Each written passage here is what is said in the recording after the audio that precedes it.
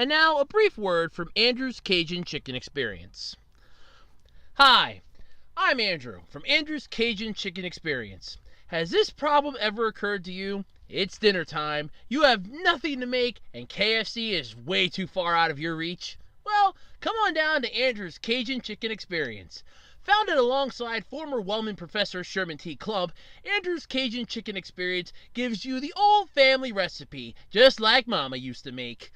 In fact, let's hear from Professor Sherman T. Clubb now. Professor, tell everyone how good the food is. The food is very good. Very, very good. Can I get some more hot wings over here, please? Can we edit that part out? No, we can't, sir. Damn. Anyway, come on down to Andrew's Cajun Chicken Experience. Old family recipe. Don't mind the eyeballs, though. That's just part of the old family. We can't edit that part out either, can we? I think you're going to be looking at some lawsuits, sir. Damn it. Oh, well, come on down to Andrew's Cajun Chicken Experience while we exist. Won't be for very long, though. Sir, the health department's here. Cut the camera! Cut the microphone! Hello, everybody, and welcome to another exciting episode of the Absolutely Completely Random Podcast for Saturday, May 11th, 2019. And man, do I have a lot of topics to discuss this week. 6 in total, in fact. Including, but not limited to, the Gundam creator regrets missing the chance to crush Hayao Miyazaki. Who doesn't? Detective Pikachu is now invading Pokeomn Go. Of course it is. There's some more footage for the Final Fantasy VII remake. It's a miracle. And my God, does it look more realistic than you could ever imagine. Japanese fans are complaining about voice actor overexposure, and honestly, I could agree. Some sad and somber news out of New Zealand today, as the Red Ranger from Power Rangers Ninja Storm has sadly passed away at the age of 38. That's is actually kind of sad, really. And the co-creators of Sonic's movie are expressing tremendous gratitude to the fans, but the live-action film team could be in a tough spot. You all know my thoughts on that one. All this and maybe more. Who knows? Today on the Absolutely Completely Random Podcast. But before we get into the podcast itself, you know the song and dance and how it goes by now, right? If you're in the mood for some strange oddities, collectibles, what have you, check out my eBay page, ARHOADS-2012 on eBay. I have a wide variety of crap for sale that you can easily pick up and add to your own personal collection. Trading cards, some action figures, some Power Rangers memorabilia, in fact. A lot of weird stuff. Coffee table, conversation starters, what have you. If one person's trash is another person's treasure, well, then I'm obviously the junk dealer, and I'm just a medium in between the two. But anyway, you never know. So swing by my eBay page if you're interested in any of my wares, or just to stop by and check it out, because you never know how cool stuff can be, at least for the time being. You never know. Something might happen, and I might have to stop, doing eBay at all. Because of the world changing and everything. You never know. But anyway, check out my eBay page, ARHOADS-2012 on eBay, all lowercase. Don't forget, you can also follow me on my Twitter account, @OtakuRoads. And you can also check out the Web Designer 18 Facebook page to be up to date, or at least as much as I can when I'm on Facebook, with all of the Web Designer 18 content. Because I'm not always on Facebook all the time. It's a sad thing, but I do Twitter more. It's more fun. I don't know why. Alright, so let's start off how we usually do here on the podcast. Usually go through how my week went. Then I like to know how your weeks went. So let me know in the comment section below how your weeks were this past week, and I'll start the ball rolling. So I ended up getting a surprise week off from work. And by surprise, I mean I got a phone call on Monday afternoon informing me I didn't have to come in on Wednesday, and a phone call Thursday informing me I didn't have to come in on Friday. So I ended up getting a nice week off, which I used to, kind of de-stress and relax a bit, recharge my mental batteries and whatnot. And honestly, it was quite welcome, especially after the shitstorm that was last week with my grandfather's car crapping out in the grocery store parking lot, and the strain of trying to figure out how to find another battery for that thing, because apparently there's 6 different types of batteries for his car, all of which confused the living crap out of me, and I was getting more and more pissed off like you wouldn't believe. All culminating into the, you know what, screw it, I'm happy with this the way it is sort of deal, and by God, that's what I did. So I was kind of content with that. Still, though, it was nice to actually have, a week to just de-stress, and I could really use that. So it was really appreciated. My wallet wasn't too happy about it, but you know what? My mind was. I really used that well. So what did I do this week? Well, put up 2 Andrew Discusses videos. I also took care of a few other odds and ends that I was working on for some other stuff. Keep hitting a gigantic wall that's going to become a rant video that I'm going to record before the night's over.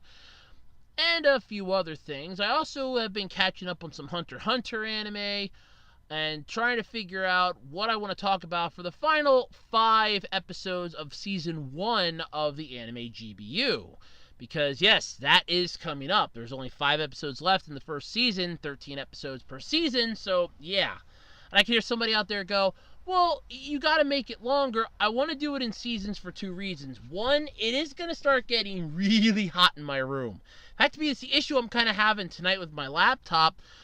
She wants to play stubborn. I have the cooling pad out, sitting right on it, and it's almost like she doesn't want to cool down. Like she's trying to purposely overheat herself. Which, if she does try that again, she's going to become a can opener. And I'm not joking. I will go find another laptop if I have to. So there is that, and I'm not joking either, damn it. But other than that, I just, been debating it. But yeah, so it's going to be 13 episodes long. So I have that coming out. It's 5 episodes left of the first season. And I'm going to be recording the upcoming, I think it's like 2 episodes I want to try to record tonight yet before I go to sleep.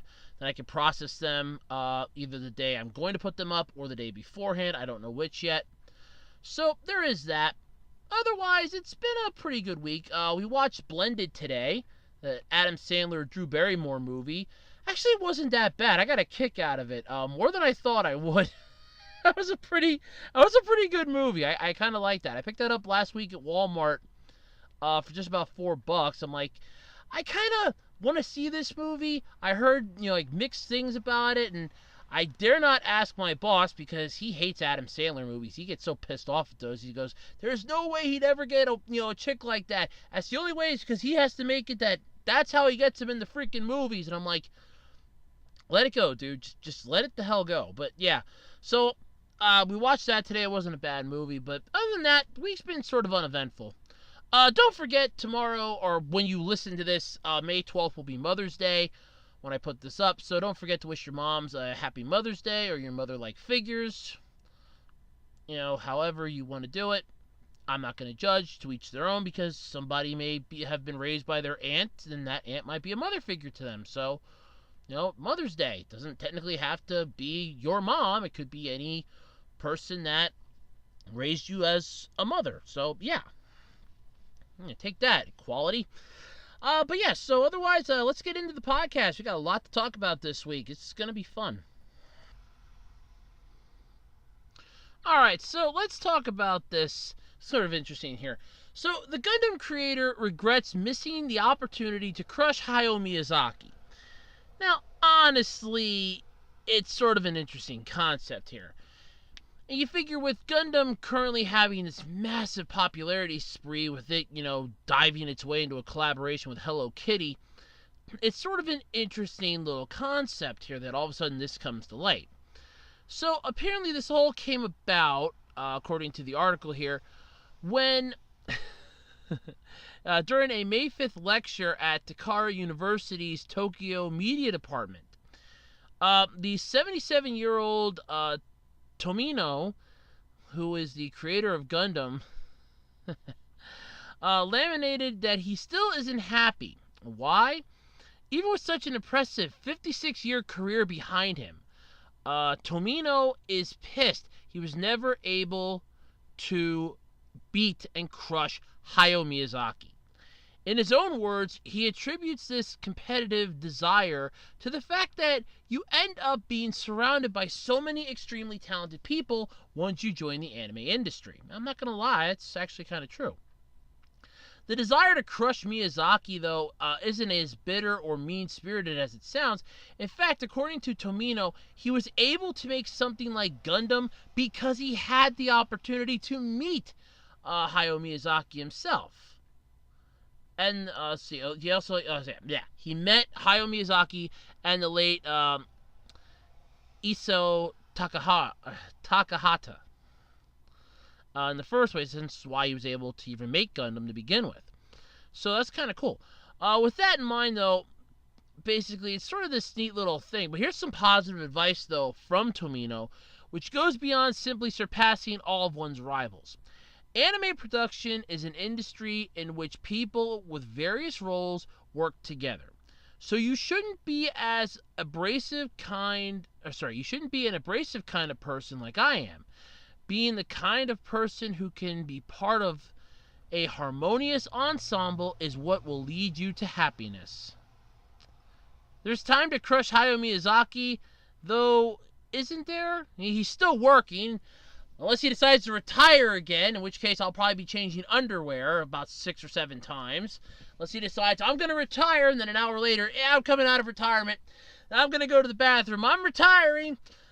5 minutes later, I'm not going to retire. I mean, Hayao Miyazaki, I've made this joke countless times and I still stand by it. He has retired and come out of retirement more times than I have changed underwear. I'm not even joking on that. I'm retiring. I'm coming out of retirement. I'm retiring. I got one more movie in me. I'm retiring. I could do something else yet. I'm retiring. No, I got to do something else. I'm bored. And that seems to be his thing. I mean, he's the retirement yo-yo. So if you want to beat him, you still have a chance.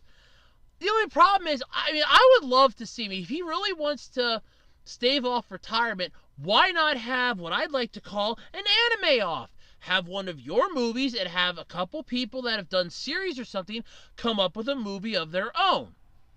Each going along the same plot. Like you all pick a plot, or a subject matter, or a genre, and you write a movie and animate it for that. So there's basically, here's an example. Let's say you get Akira Toriyama, Tomino, Miyazaki, and Oba. I'm just going to pick 3 main names, or at least the one here, and then 2 main names off of Shonen. In fact, you know what? Here, I'll even throw in Kai Tubo, the one who does Bleach. I'll even throw him in. I'll even throw that one in the mix. So, that's 5. Yeah, that's 5. Tomino, Miyazaki, Toriyama. Yeah, 5. Okay. So we got 5 characters here. We're all set, ready to go. Now, the genre would be, I would say, well, you can't really do something. Slice of life. We'll do slice of life as the genre. Because you figure Toriyama's good at, really creative, adventurous worlds. Oba has done adventurous worlds as well, with, going with the main masterpiece, One Piece. Kubo has done Bleach, so that's an adventurous type of world. You have Gundam. And then Miyazaki's done a few adventurous worlds, too, with Howl's Moving Castle. So, yeah, we're going to go with slice of life, just to throw them all a slide note here. And they make an hour-and-a-half long movie out of it. And then it's put to a vote by fans. Okay, the fans are going to decide which movie was better. The one by Akira Toriyama, the one by Tite Kubo, the one done by Oba, the one done by Tomino, or the one done by Miyazaki. And go through those and see which one of those is the best. The plots are going to be different, the animation style is going to be different, but the genre is going to be the same. One set genre, that's all you got to do if you really want to beat somebody. I mean, both of you have tremendously long career records behind the two of you. So, I mean, there's no way in hell you're going to go from your careers and go, well, my career was better than yours. Really? How? I created an entire series that spawned multiple iterations. I created movies that Disney Channel dubbed and people loved both of. I have never claimed to come in and out of retirement more times than people change underwear.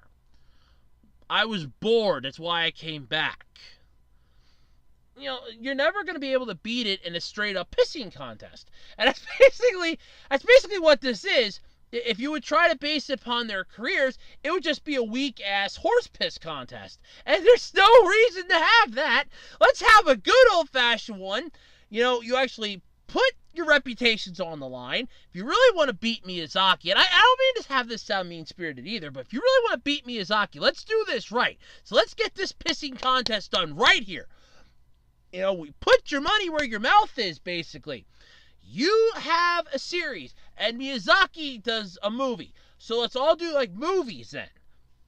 You have one, the movie has to be no longer than 1 hour and 31 minutes. It's you and a few other, you know, anime creators. All of you are going to be in on this. You all have the same amount of time to get it done. We'll give them, like, half a year to a year to get it done. We look at the half-year mark and go, okay, you need about another half of the year. Yeah, no, screw it. It'll be an entire year.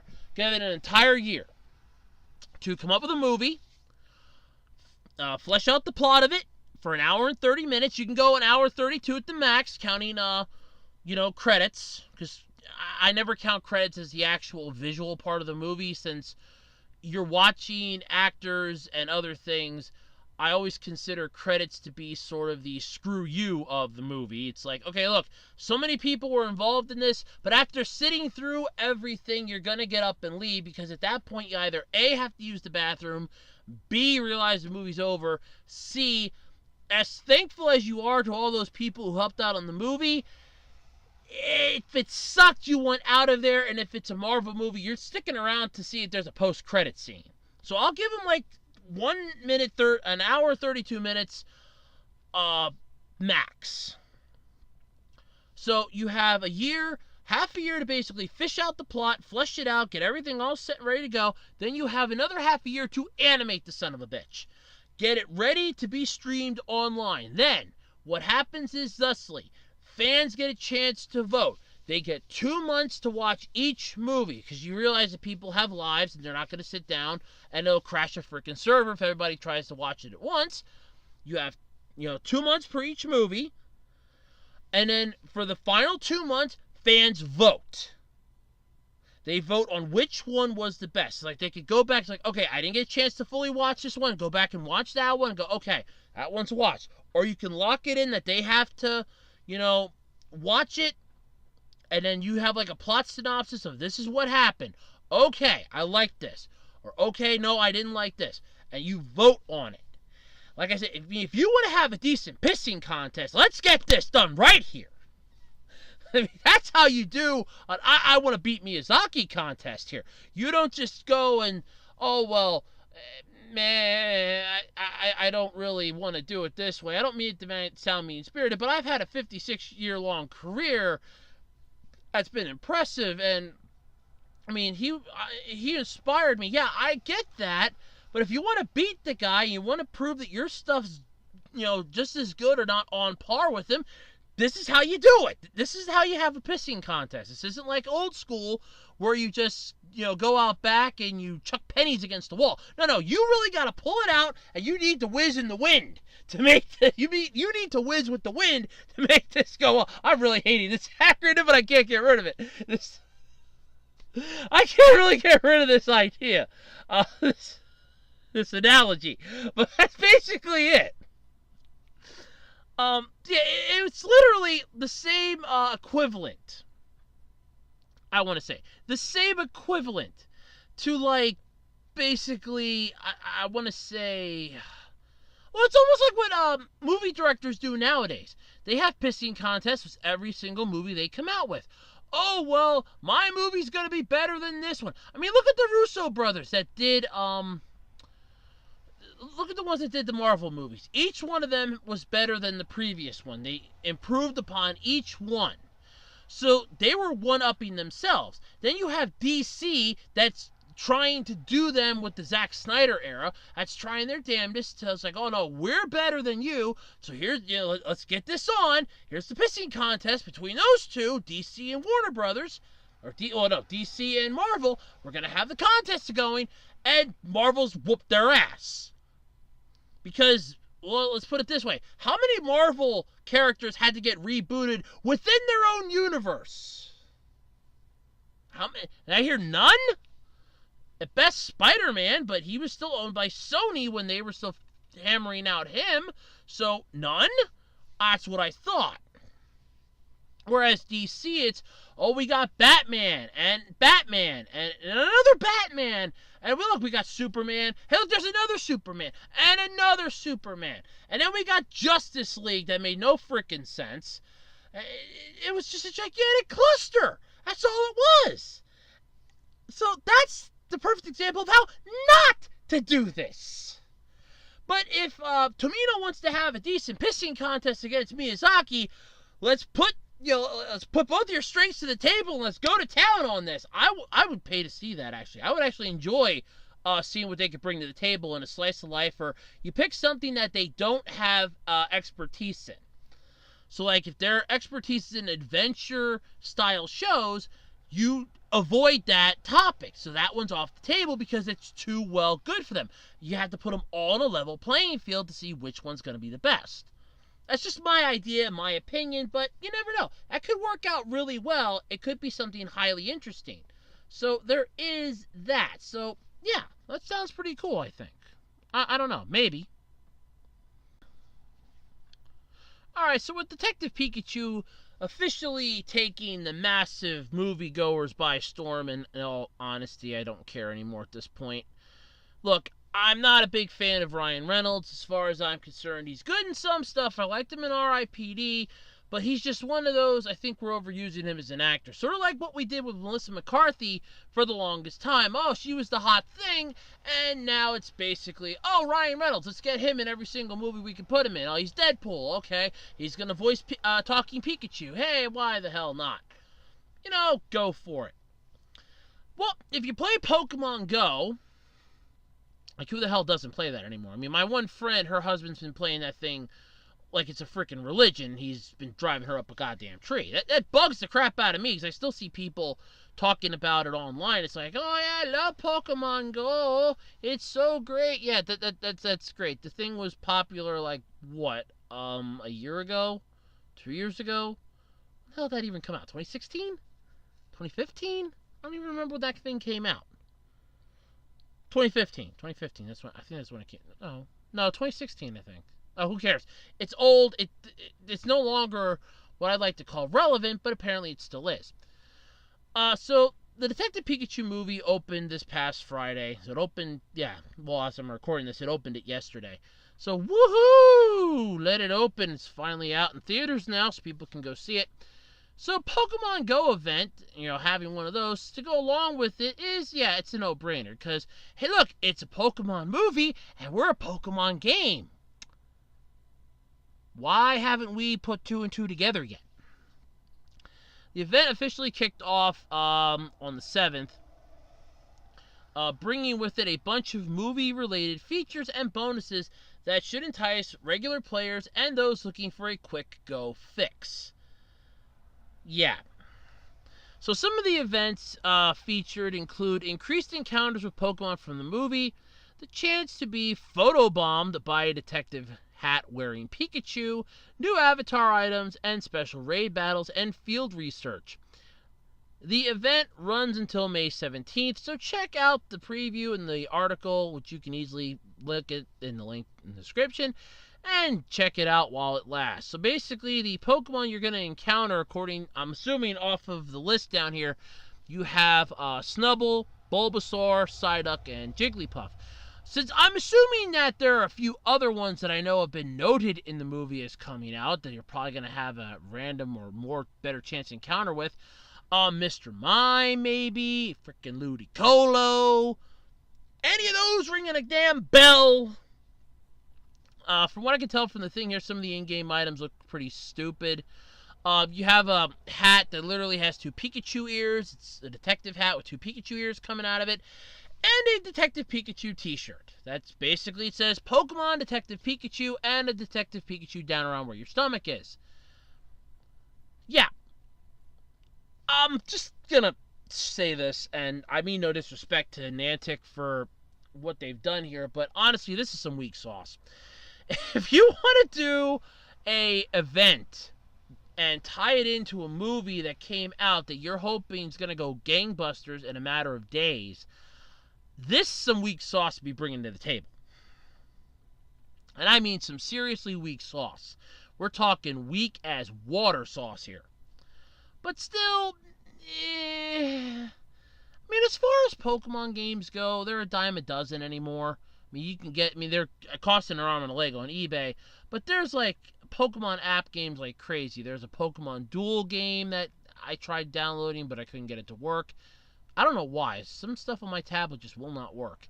I couldn't, well, there's also Pokemon Go, so you can play that.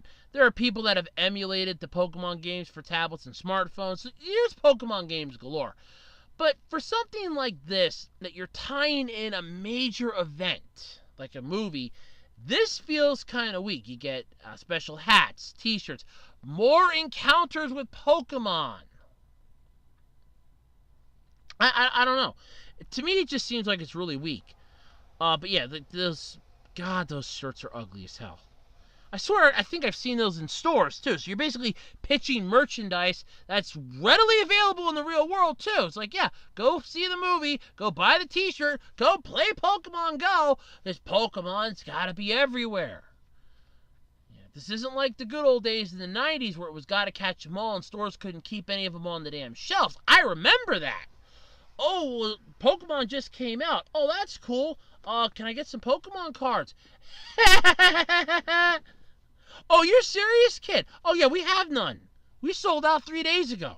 They're gone. Oh, that's the kind of stuff that happened. This, though, kind of weak-ish sauce. I'm just saying. It seems like it's weak sauce. I don't know. Maybe it's just me, but when I think Pokemon, I do not think of Pokemon Go instantly taking the #1 spot in the Pokemon universe. I kind of think of the old GBA games, the old Game Boy games and that, Stadium, XD Gale of Darkness. I think of like the console games. I don't think of the mobile app that had people acting stupid, idiotic, and forgetting that there are laws existing in the world and that common sense is something that should not be thrown to the wayside. When I think of Detective Pikachu or really Pokemon in general. So, yeah, I'm not a fan of this idea. I understand the concept. I kind of figured they were going to do something in the game based for the movie. I just figured they were going to do like what they did around the freaking holidays and just give you a variation of Pikachu wearing a goddamn detective's hat. And if you catch it, it talks. Or something that can literally say words like hi.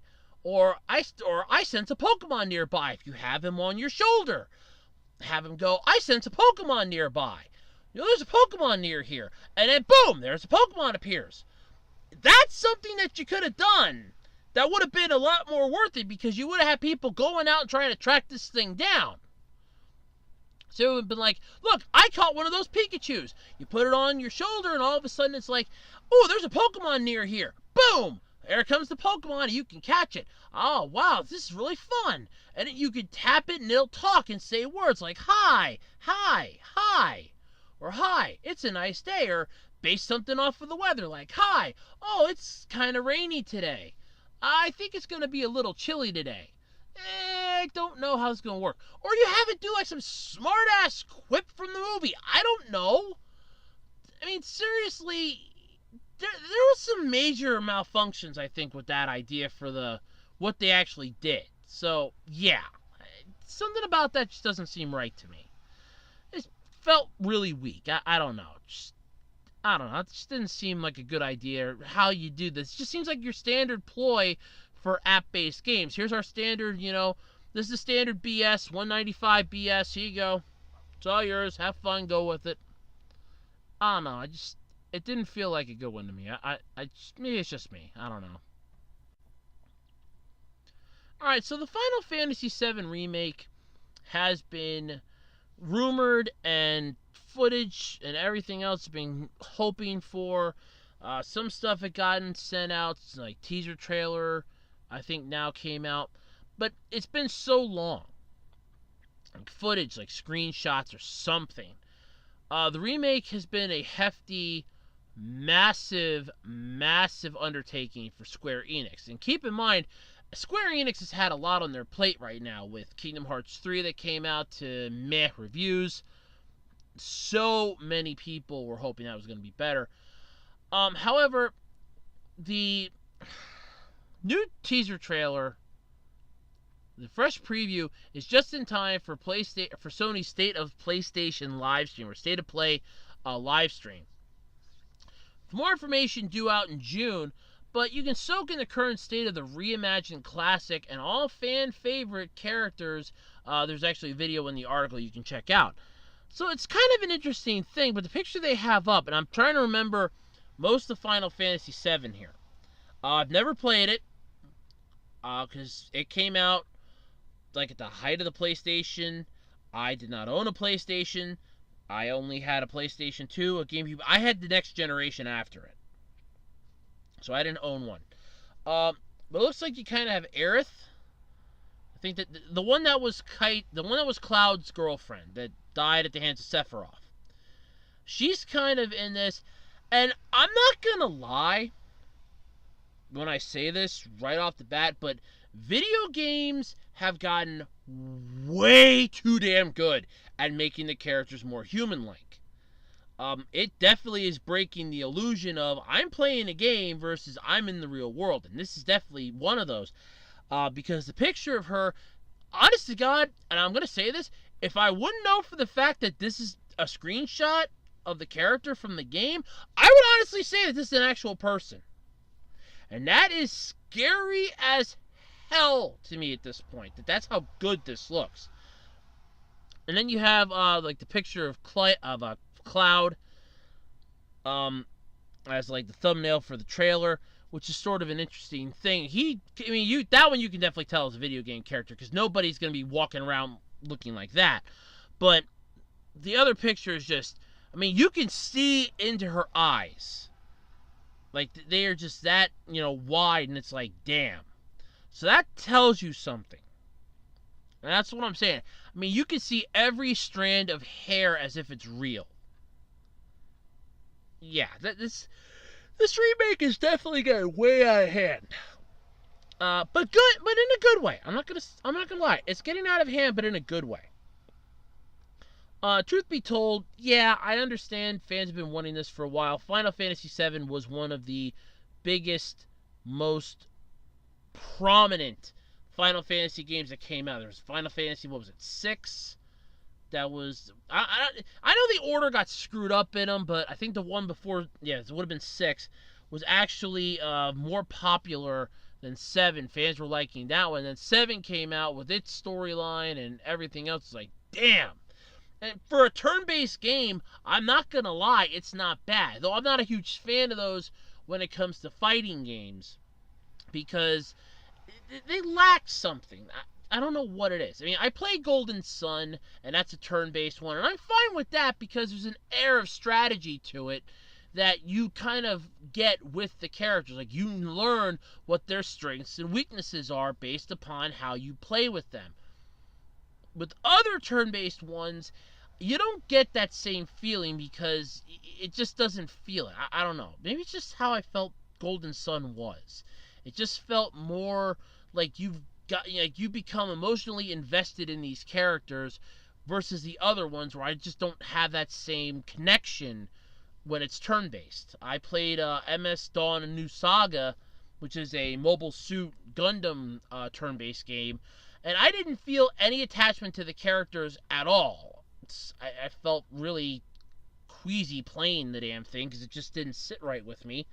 Plus, it killed my one PlayStation controller, my PlayStation 2 controller, so that really pissed me off.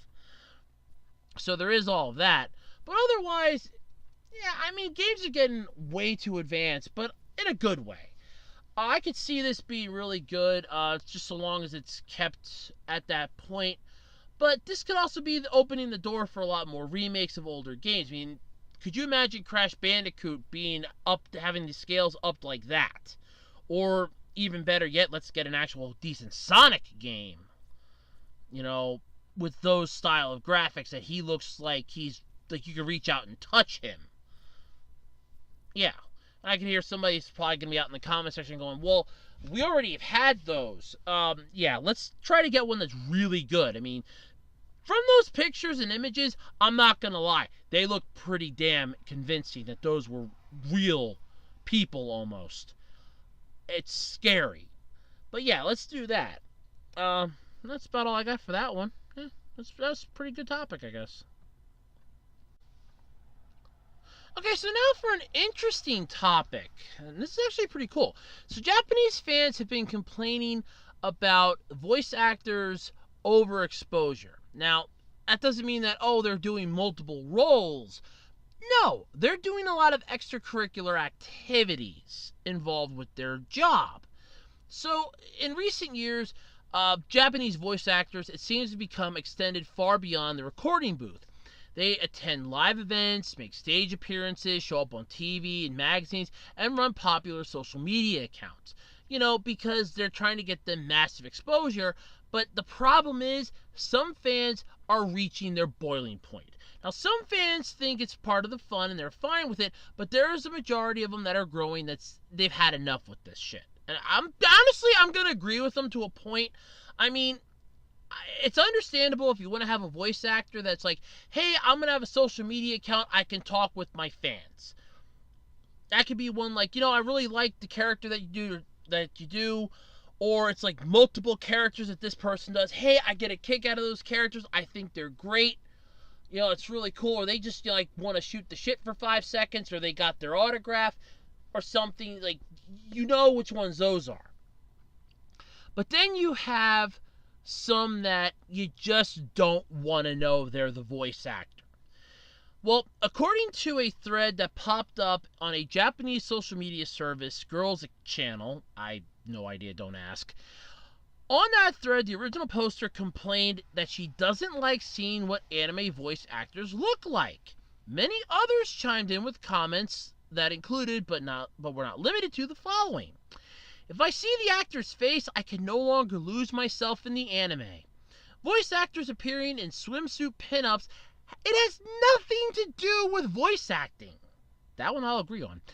I definitely don't want to see them, but these days you can't avoid it. You just have to build up a tolerance. And my personal favorite, if the character and the actor look too different, I get this awkward feeling. So, yeah. There's been a slight pushback, though, from others arguing that idol-type voice actors are something else entirely, and that if you only watch anime, you shouldn't have a problem, because you're never going to see them. And that's fine. But I can understand their points with this. There's an old saying that's multiple people have been told that you have a face for radio. That means, I don't want to see you, but I don't mind hearing you. That's a line that's gone out multiple times. I agree that voice actors appearing in swimsuit pinups have nothing to do with the goddamn voice acting. That has nothing to do with it. Oh, well, you look great in a swimsuit. I give a shit why. Oh, okay. You're going to do a swimsuit pinup thing this month. And you're doing that why? Because? Because why? I really want to know. A lot of fans don't want to see them, but these days you can't avoid it. I do agree with that. With social media being a major thing, and a lot of these voice actors could just have personal Twitter accounts and personal Facebook pages, they're just going to put it out there. Yeah, I do this character. Boom. It goes viral. They now know who you are. Plus, here's a news flash for you geniuses. They put their names in the credits. It's not that difficult to Google search the person to get what they look like, because the casting agencies put out pictures of what they look like. Those sometimes, if not always, get leaked to the internet, and fans and people can find out what they look like. comparing image A to any social media page will give you bingo. It's really not that difficult. But if the character and the actor look too different, it gets this awkward feeling. That one I agree on a lot. I can agree on that one. Because you're imagining, okay, you're hearing this voice that sounds like it's coming like from this really, nice seemingly person. And then you see the person in real life and it's like, you were not what I was expecting. I could understand that. I felt that way for a couple voice actors that I saw pictures of then afterwards, and I'm like, that was not what I was expecting to see. I was not expecting somebody like that voicing that type of a character. This is almost like people freaking out over the voice of Bart Simpson. Yes, it's a female. It's a woman. She does the voice of Bart Simpson. And people were like, no, you're not the voice of Bart Simpson. You can't be the voice of Bart Simpson. There's no way in hell you're the voice of Bart Simpson. She's the voice of Bart Simpson. I forget what her name is off the top of my head. I really do, and I don't want to look it up. I really don't care. But that's my point. You have people that do that. Or like Yardley Smith, who does Lisa Simpson. They're like, well, you don't do the voice of Lisa, because you're imagining Lisa Simpson to be somebody that looks like they're middle-aged or something, and she, at the one point in her career, looked like she was, getting up there in years. People are going to make this assumption and go, no, you're not that person. And then they realize, okay, so this is the person, and it's like, oh, there's like a real, I'm picturing them now when I see the character. That works for some of the stuff, but there are some anime series that I don't think that would work for, but I understand where they're coming from. You do get an awkward feeling. I'm not going to, I'm not going to lie there. But I don't buy if you see the actor's face, you can no longer lose yourself in the anime. At that point in time, you're basically just trolling somebody when you say that.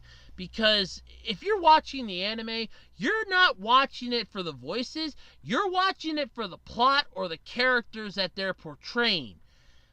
It'd be just like watching them in a movie. It's the same concept. I don't know. But I will agree. I mean, they get way too much extracurricular stuff. And then keep in mind, if they're voice actors, so they have to make sure that they don't overstrain themselves and they don't overexert themselves. Because if they get sick, they can't work, and then that's money that the studio's losing because they can't record.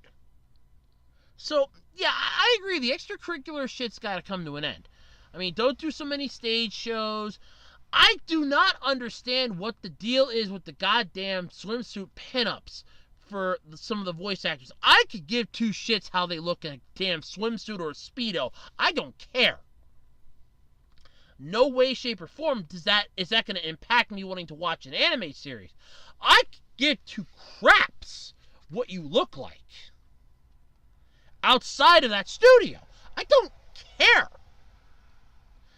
And some people that do voice acting may have been in movies and TV shows prior to doing the voice acting. Look at Johnny Young Bosch, or Bosch, or however you pronounce his last name. Apparently I've been mispronouncing it. I don't know.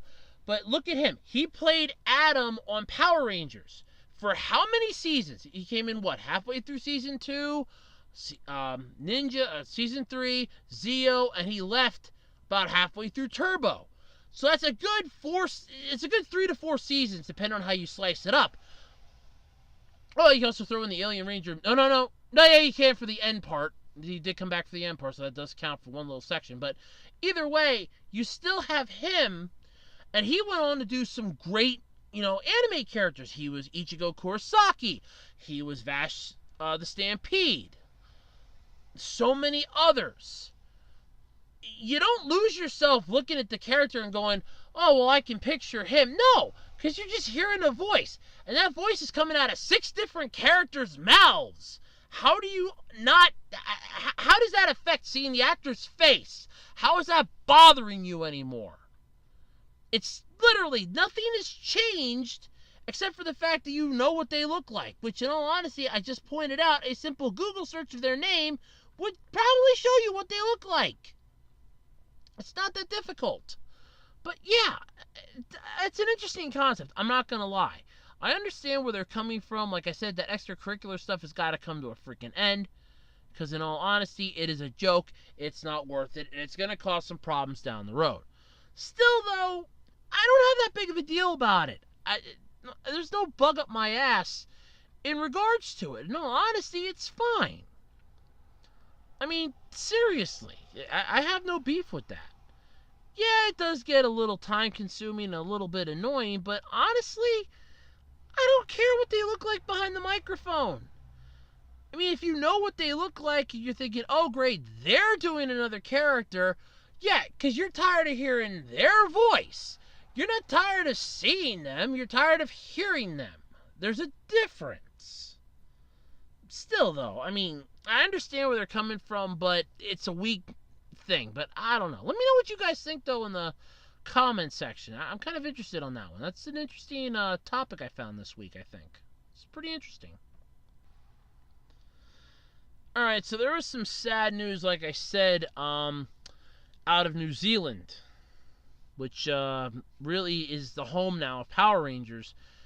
And for anybody that's followed Power Rangers, especially during the Disney era, the name of this person's definitely going to click relatively quickly. Now, I'm probably going to butcher this.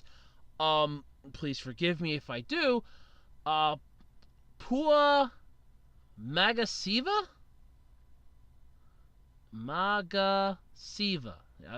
So, Pua Magasiva. Basically, the one who portrayed the character of Shane Clark, the Red Wind Ranger from Power Rangers Ninja Storm, the 11th season in the Power Rangers franchise. He sadly passed away at the age of 38. He was found dead in Wellington. I think they said it was in a hotel room. Let's see here. Found dead in Wellington, New Zealand. So he was found dead in Wellington, New Zealand on Saturday. He was 38. Police spokesperson told the New Zealand Herald on Saturday that there were no suspicious circumstances in his death. He was born in Samoa but was raised in New Zealand. His brother is also an actor. Let's see. I thought they said it was in a hotel or something. Alright, well, no. Okay, he was just found dead. I thought somewhere it said it was in a hotel or something. Okay, that was my bad. But yeah, so he was known mostly here in the U.S. for playing Shane Clark, the Red Wind Ranger in Power Rangers Ninja Storm. Honestly, I never liked Ninja Storm. It was one of the weaker seasons, I think, in my opinion, of Power Rangers. I never liked it. It wasn't one of my favorites. And I really just avoided it like the plague. So, I know the character. I just not a fan of the show. That aired back in 2003. He's also done the role of Vinnie Cruz in the Shortland Street series from 2003 to 2006 and from 2011 to 2018. He also had roles in films such as 30 Days of Night, Sion's Wedding, and Sion's 2. It's Sione', by the way, so I'm probably mispronouncing that too. Sion's 2, Unfinished Business, and in television shows such as Diplomatic Immunity and Outrageous Fortune. He also previously co-hosted a morning radio show on the Flava radio station. Yeah. There is an image of him up in the article, and I actually I couldn't put the name to the face when I first seen the article, and I'm like, and then when I looked at the picture, I'm like, oh! Then it clicked as to which one it was, and I'm like, okay, so I'm like, Ninja Storm, I'm like, well, that's the one that was just going on. I'm like, wait a minute, no, that was Ninja Steel. I'm like, Ninja Storm, and then it clicked in my mind. And then when I saw the picture, I was like, oh, shit, it was the Red Ranger from Ninja. Ooh, wow, that's, damn. He was only 38 years old, though. That's sad. It really is. But, yeah, there's really not much here to say. News is spreading pretty quickly amongst the internet. I saw it on Twitter this morning. That's why I managed to grab it. Balt Matrix had it up and shared it. I shared it. It's really sad. So, as we do here, I really don't have much to say. You don't ever really know what to say when something like this happens, but it's just sad anyway. Especially that 38 years old. Damn, man, I'm pushing 30 now. I'll be 30 in a few months. Oh wait, hold on. I'll be 30 in 3 months and 7 days. So yeah, and he was 8 years older than me. Damn. But yeah, as we always do here on the podcast, whenever we have a topic of death and involving somebody who has passed away, let us have a moment of silence for the character and the actor who is sadly no longer with us anymore. Please have a moment of silence, if we may.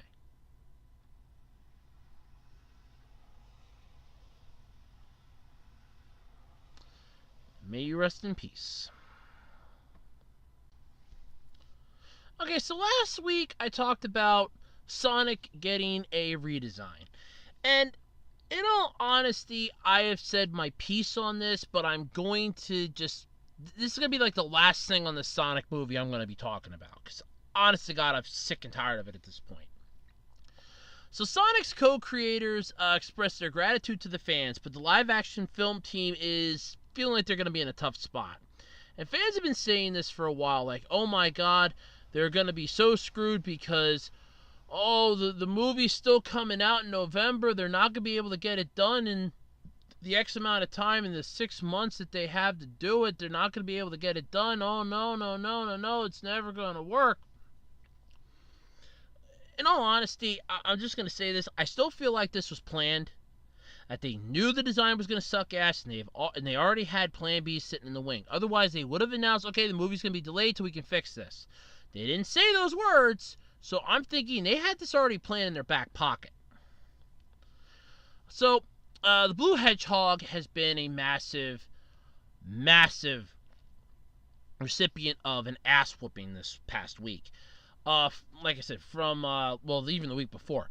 When the trailer dropped, he just got slammed. Human-like teeth. Crappy look. I even said to myself, why couldn't the cop have actually just used an actual bullet instead of a tranquilizer and just ended all of our suffering at that point? Just take Sonic out. No, you tranquilize his ass, which begs the question why the hell Eggman and Robotnik never tried that goddamn idea in the first place. Opens up a floodgates there. Paramount Pictures, though, stood firm against fan concerns regarding the design as far back as December. And they're like, there's nothing wrong with the design of Sonic. No. You're all full of it. It's going to be beautiful. But they had no choice now but to face the music after the film's full trailer was ridiculed across the internet. And by ridiculed, I mean completely torn asunder. I don't think any part of it was left unscathed from the massive screw you the fans gave it. Early leaked designs shocked Sonic team head and game programmer Yuji Naka, and he expressed concern that it could even damage the video game franchise's brand. When the creator of the character you're making the movie of says that this is not a good idea, that should have been part A to take this back to the drawing board. Which leads me back to my thing, because this was an early leak of the design. That's basically saving my question of, I think they had this planned. This smells like they had this planned. Director Jeff Fowler, though, has promised the design will change before the film's release on November 8th. And this has caused fans to just start losing their shit left and right. Oh, no, you can't, they're not going to have enough time. Those poor animators are going to be overworked and underpaid. This isn't right. And I said it last week, I'm going to say it again and again and again and again. You people are falling for what they want. They want you to not want the design changed so that you feel sorry for the animators who I guarantee you were already working on the redesign way back in December when they probably got shit for how it looked in the first place. Keep in mind, this is a fully paid and sponsored movie, which means that there are backers, financial backers, that probably know of Sonic the Hedgehog. Otherwise, they would not have backed this movie. When they probably saw the concept designs, they probably looked and said, either that changes or your financial situation is going to change because we're going to yank our money out of here. So I guarantee you they had this planned. Anyway, Naka and Sonic's original character designer, Naoto Oshima,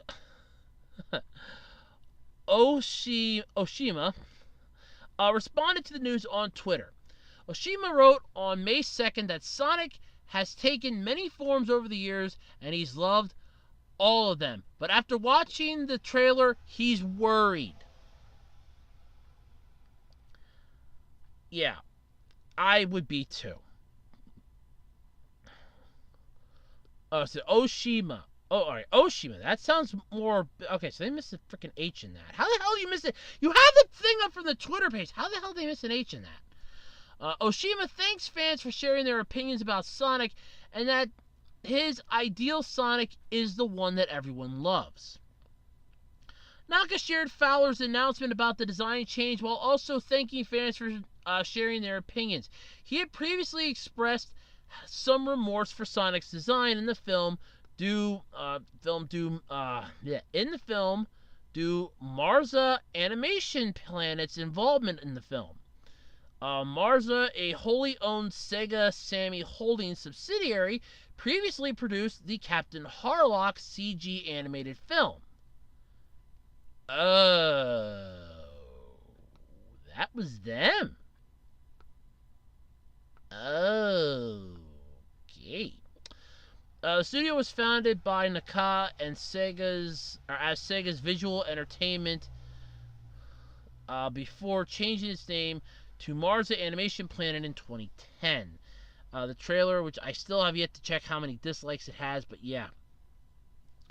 Oshima and Naka both seem grateful that the film's team are going back to the drawing board, but other fans, including animators, are concerned that it will create a poor working situation for the film's animation team. Which, if you're an animator, and I stressed this in my rant video, I stressed this when I talked about it last week, you're an animator. When I went to school for web design, we had to come up with 50 different designs for the same thing. Out of those 50 designs, we had to pick 2 to 3 of them to go with. And the teacher would narrow it down for us. So it's the same situation, only in this case, the teacher is the general public or whoever you have backing your ass. Hence the issue. Hence what's going on. Hence my point. They knew that this was going to be crap before it came out, and they're screwing everyone to the wall, and you're all falling for it. I mean no disrespect to anybody that doesn't think that, but the newsflash is the newsflash. You're all falling for it.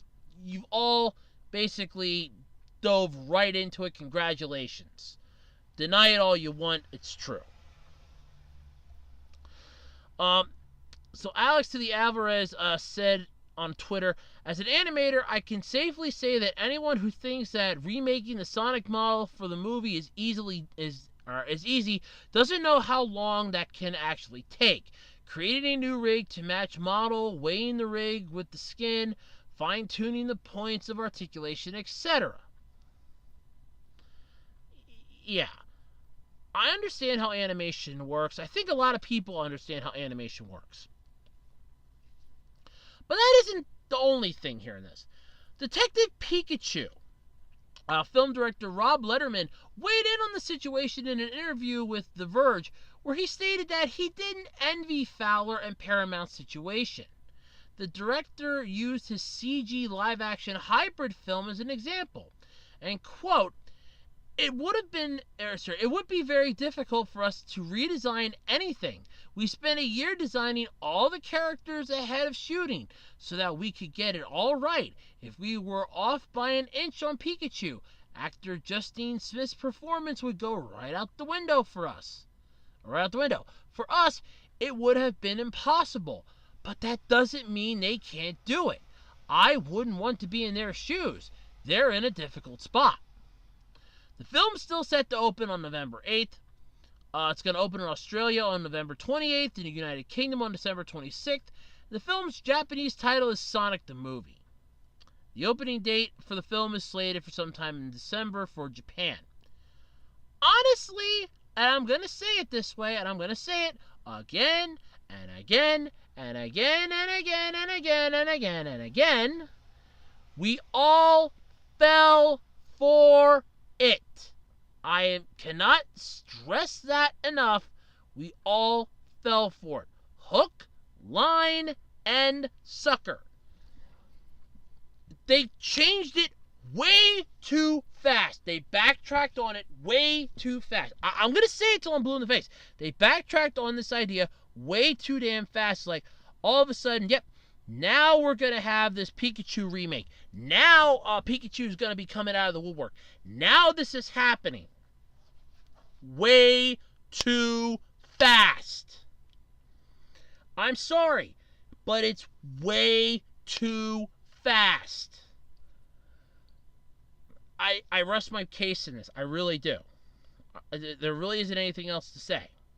There's nothing else to say, really. It's done. Alrighty, folks, and that's going to do it this week for the Absolutely Completely Random Podcast. Yep, that's right. It's been a fun one, folks. I had a blast. Hope you all had one, too. And don't forget, if you have any topics you'd like me to talk about, feel free to drop them off at one of three places. Here in the discussion section of my YouTube channel, on my Twitter page, at Otaku Roads, and or on my Facebook page, the Web Designer 18 Facebook page. That's right. You can check that out. It's a lot of fun. And don't forget, too, that the Q&A video is coming up for May. I would like to have all the questions in by, once my calendar pulls the hell up. What is it with my laptop going so damn slow today? Okay, all questions have to be in by the 25th. That is the date I'm shooting for. The 25th. So 2 weeks from recording of this video. 2 weeks. Ooh. By 12 midnight. That date. Not 12:01. Not 1 second after 12. 12 midnight.